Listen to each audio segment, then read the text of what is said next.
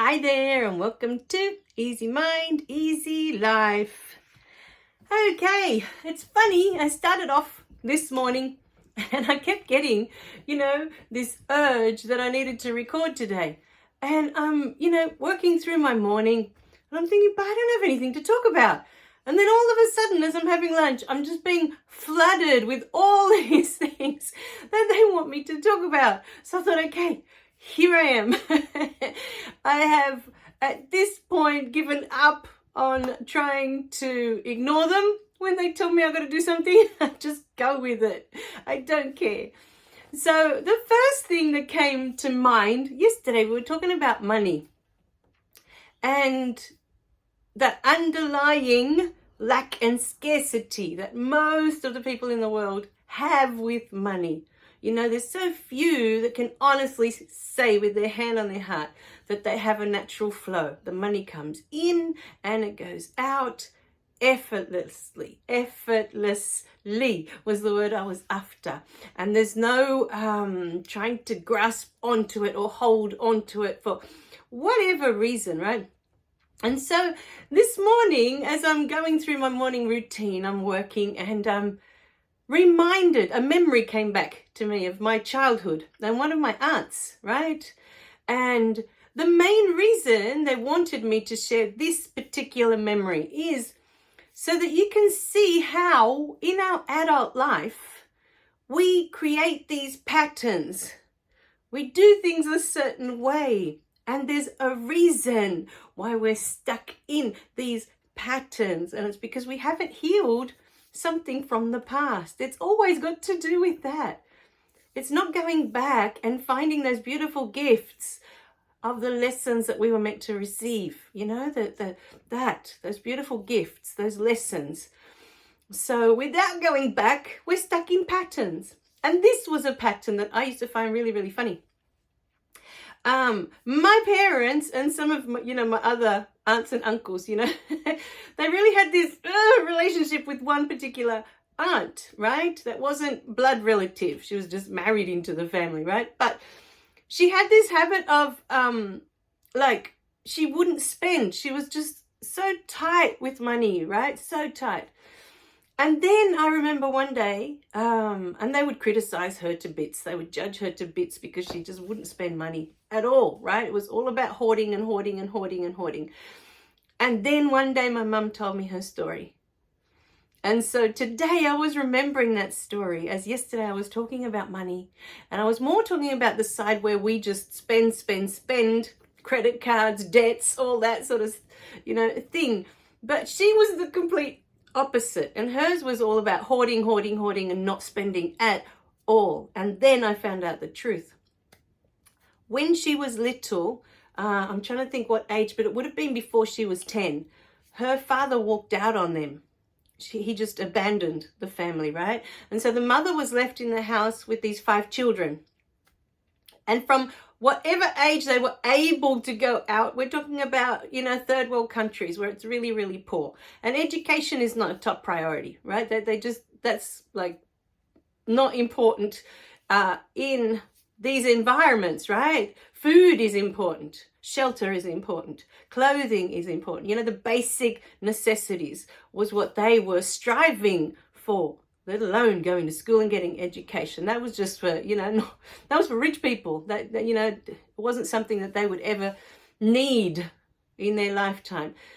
So my poor aunt, right, before she was even 10 years old, was sent out to work. And the story is that when she got home of an afternoon, if she didn't have any money, if she hadn't brought any money back to the house to give to her mother, she would not let her in the house. She had to sleep outside that night. That was her childhood. That hers and the other siblings. There were 5 of them all together. So I grew up with that story, from about that age, from about when I was 10, that I could understand the story. And of course it makes sense. Why wouldn't she be like that with money? When she wasn't even allowed into the house. It wasn't about, you go without food today. No, she wasn't allowed into the house. So if it was the middle of winter and it was freezing cold outside, she had to endure that because she had failed. She had come home without any money. That was her childhood. So this poor aunt, and everyone would judge her and everyone would criticize her. But imagine that that is your childhood. How could you be any different? You know, we judge these things and we criticize them, but we never once put ourselves in that person's shoes. What must that feel like? Your own mother. Firstly, she had to deal with the fact that her father had walked out. It was all too hard for him. He just one day walked off, just left them there, right?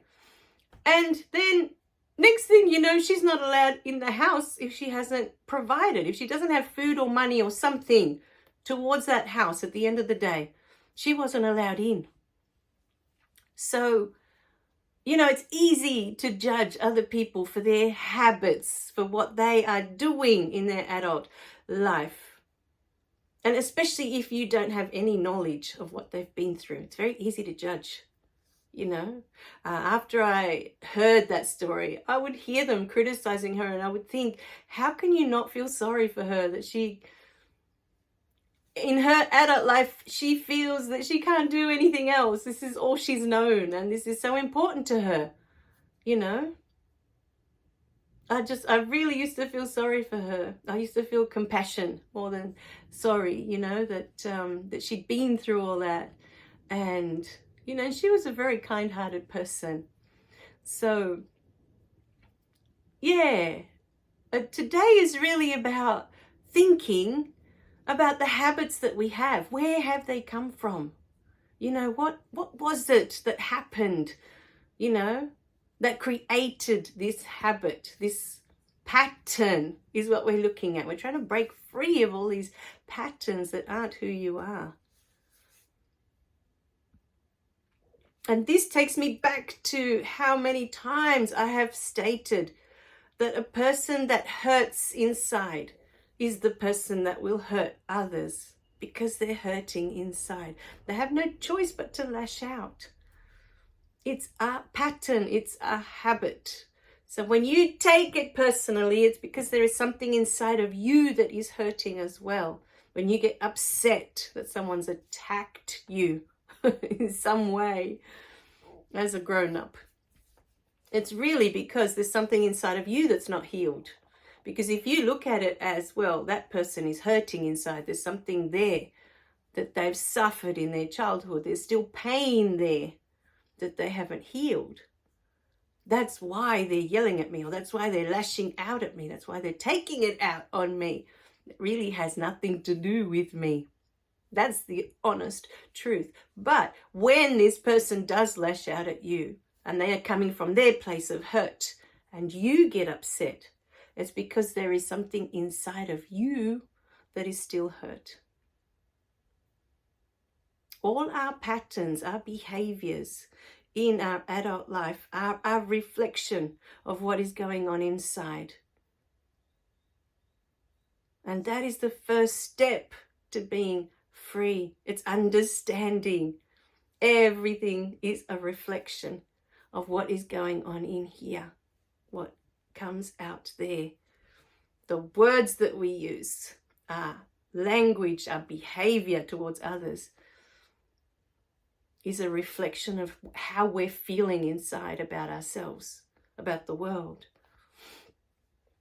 So I want you to sit with yourself today and think about that. What patterns have you created in your life? What habits do you have? How are you reflecting out into the world? All right, my darlings, I love you guys. Remember to click like and subscribe so you don't miss any of the messages. And I'll see you in the next video. Bye for now.